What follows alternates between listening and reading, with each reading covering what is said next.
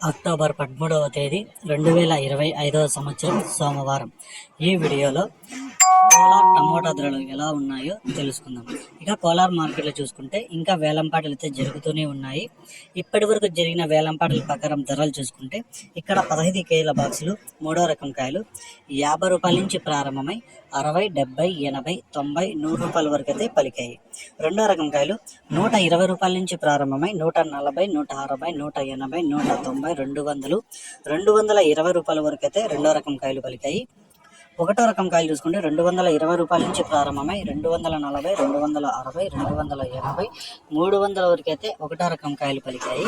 ఇప్పటి వరకు జరిగిన వేలంపాటల ప్రకారం కోలార్ మార్కెట్లో 315 రూపాయలు టాప్ రేట్ అయితే పడడం జరిగింది.